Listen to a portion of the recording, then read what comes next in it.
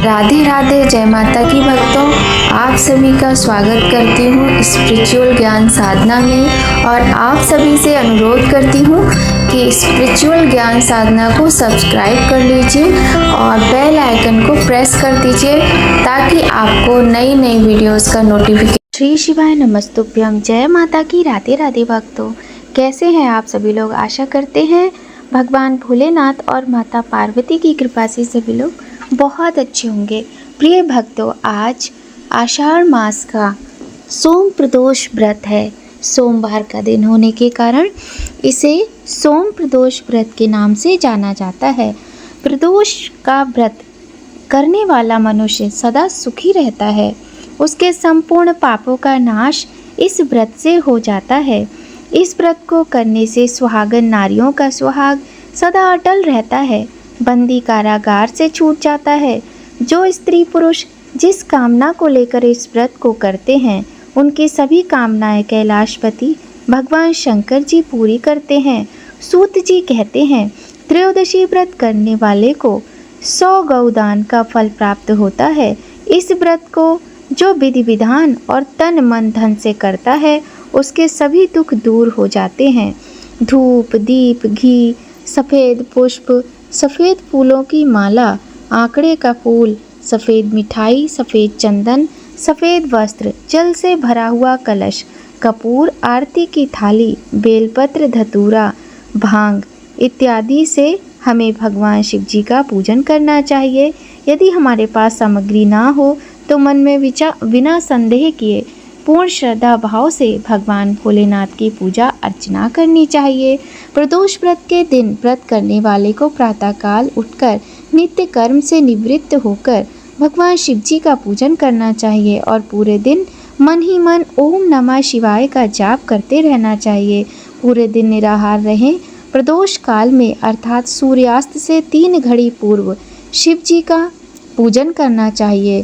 प्रदोष व्रत की पूजा संध्या के समय 4:30 बजे से लेकर 7 बजे के बीच की जाती है। व्रत करने वाले शाम को फिर से स्नान कर स्वच्छ वस्त्र धारण करें और पूजा स्थल पर भगवान शिव जी की सुंदर तरीके से पूजा अर्चना करें। प्रिय भक्तों, इस प्रकार भगवान शिव का पूजन करते हुए जो भगवान शिव का ध्यान करता है, उसके समस्त कष्ट दूर हो जाते हैं। करोड़ों चंद्रमा के समान कांतिवान, त्रिनेत्रधारी, मस्तक पर चंद्रमा का आभूषण धारण करने वाले, पिंगल वर्ण के जटाजूटधारी, नीले कंठ तथा अनेक रुद्राक्ष मालाओं से सुशोभित, वरद हस्त, त्रिशूलधारी, नागों के कुंडल पहने, व्याघ्र चर्म धारण किए हुए, रत्न जड़ित सिंहासन पर विराजमान भगवान शिव जी माता पार्वती के सहित हमारे सारे कष्टों को दूर कर सुख और समृद्धि प्रदान करें। ओम नमः शिवाय। इस प्रकार से भगवान का ध्यान करते हुए हमें पूजन का प्रारंभ करना चाहिए। इसके बाद हमें प्रदोष व्रत में सदा कथा का श्रवण अवश्य करना चाहिए। 7 दिन की कथा अलग अलग बताई गई है। तो आइए भक्तों, आज है सोम प्रदोष व्रत और आज के दिन हम आपको सोम प्रदोष व्रत की कथा सुनाते हैं। सभी प्रिय भक्तजनों से अनुरोध है कि बड़े ही प्रेम, श्रद्धा और भाव के साथ इस कथा का श्रवण करें। बोलिए गणेश भगवान की जय, गौरी शंकर भगवान की जय, लक्ष्मी नारायण भगवान की जय। सोम प्रदोष व्रत का महात्म्य बताने के लिए स्कंद पुराण में एक कथा कही गई है। इसके अनुसार एक ब्राह्मणी अपने पति की मृत्यु के पश्चात भिक्षा मांगकर गुजारा करती थी। उनके साथ 2 बच्चे भी थे। एक उनका स्वयं का पुत्र शुचिव्रत और दूसरा उनका धर्मगुप्त नामक अनाथ बालक था, जिसे वह पाल रही थीं। धर्मगुप्त वास्तव में युद्ध में खेल रहे विदर्भ के राजा का पुत्र अर्थात राजकुमार था। एक दिन ब्राह्मणी की भेंट शांडिल्य मुनि से हुई। शांडिल्य मुनि ने उन्हें प्रदोष व्रत की महिमा बताई। उनसे व्रत की विधि जानने के पश्चात वह दोनों बालकों के साथ पूर्ण आस्था के साथ प्रदोष व्रत करने लगीं। 4 माह बाद एक दिन शुचिव्रत नदी में स्नान करने गया। वहाँ उसे एक धन से भरा कलश मिला, जिसे लेकर वह अपनी माँ के पास गया और माँ से बोला, माँ देखो तो सही, शिव जी की महिमा, ये हमें क्या मिला है। माँ धन से भरे घड़े को देखकर प्रसन्न हो गई और कहा कि इसे अपने भाई धर्मगुप्त के साथ आधा आधा बांट लो। मगर धर्मगुप्त ने इस धन में हिस्सेदारी लेने से मना कर दिया और कहा, मैं किसी अन्य के भाग्य का भागी नहीं हो सकता माँ। प्रत्येक व्यक्ति स्वयं के कर्म का फल भोगता है, यह इसे प्राप्त हुआ है, अर्थात मैं इसे नहीं लेना चाहता। इस प्रकार 1 वर्ष बीत गया। इसी समय ब्राह्मणी तथा दोनों बालक नियमित रूप से प्रदोष व्रत करते रहे। एक दिन शुचिव्रत और धर्मगुप्त वन में भ्रमण करने गए। एक जगह उन्होंने देखा कि अनेक गंधर्व कन्याएं वहां पर खेल रही थीं। शुचिव्रत वहीं रुक गया और धर्मगुप्त से बोला, हमें इससे और आगे नहीं जाना चाहिए। ये गंधर्व कन्याएं हैं, ये किसी को भी अपनी ओर आकर्षित कर सकती हैं। तो धर्मगुप्त ने कहा, कोई बात नहीं, मैं जाऊंगा, और वह निडर होकर आगे बढ़ता गया। जब मुख्य गंधर्व कन्या ने राजकुमार धर्मगुप्त को देखा तो वह उसके प्रति आकर्षित हो गई। उसने अपनी सखियों को फूल चुनने के लिए भेजा और धर्मगुप्त के पास आने की प्रतीक्षा करने लगी। उसे अकेला देख धर्मगुप्त उसके पास गया और बातचीत प्रारंभ हुई। उसने बताया कि मैं विदर्भ देश का राजकुमार हूँ। मेरे माता पिता अब इस संसार में नहीं रहे और शत्रु ने मेरे राज्य पर कब्जा कर लिया है।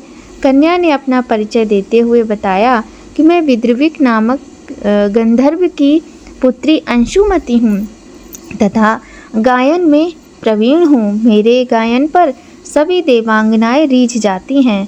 उसने ये भी कहा कि मैं आपसे विवाह करना चाहती हूँ।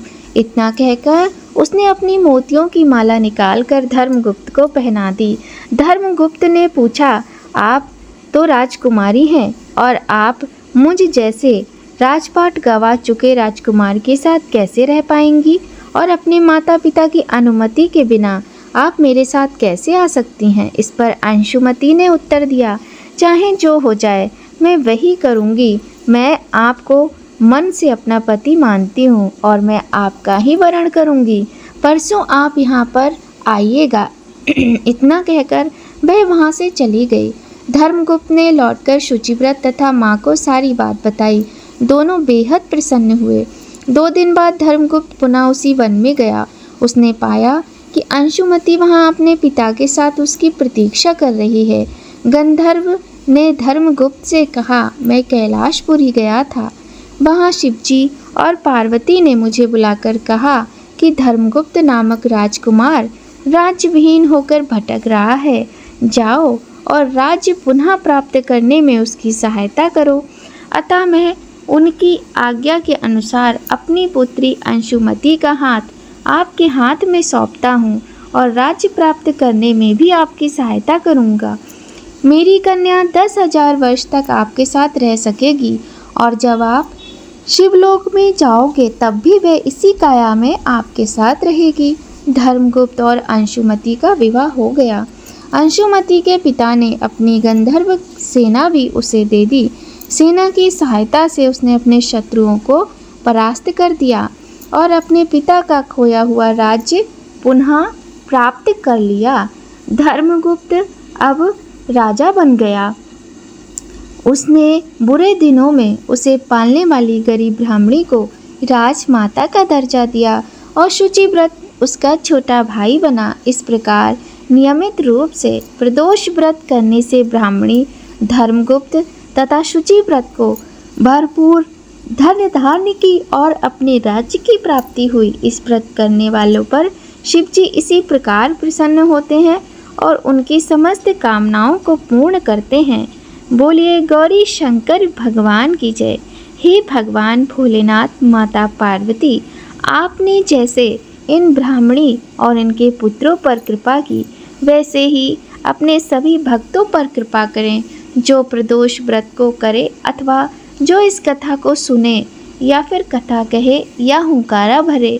उन सभी के कष्टों को दूर करके सभी की मनोकामनाओं को पूर्ण करना। बोलिए गौरी शंकर भगवान की जय।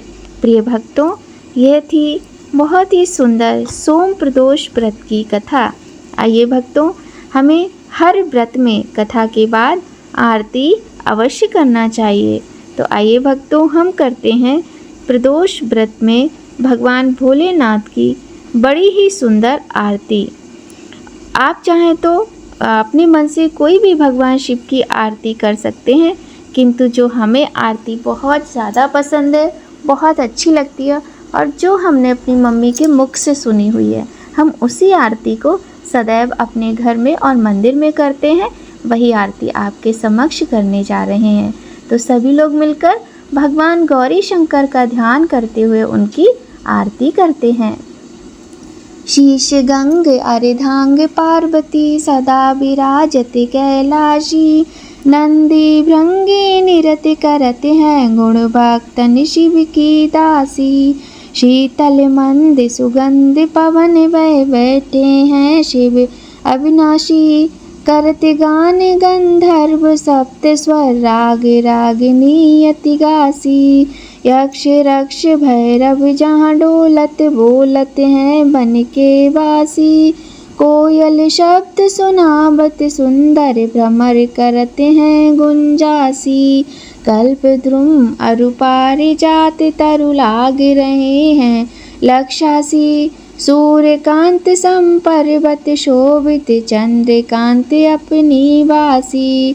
चहो ऋतु नित्य फलत रहते हैं पुष्प चढ़ते हैं वर्षासी, देव मुनि जन की भीड़ पड़ते हैं निगम रहते जो नित्य गासी। ब्रह्मा विष्णु ध्यान धरते हैं कछु शिव हमको करमासी, रिद्धि सिद्धि के दाता शंकर सदा आनंदित सुख राशि। जिनको सुमिरन सेवा करते छूट जाए यम की फांसी, त्रिशूल धर को ध्यान निरंतर मन लगाए कर जागासी।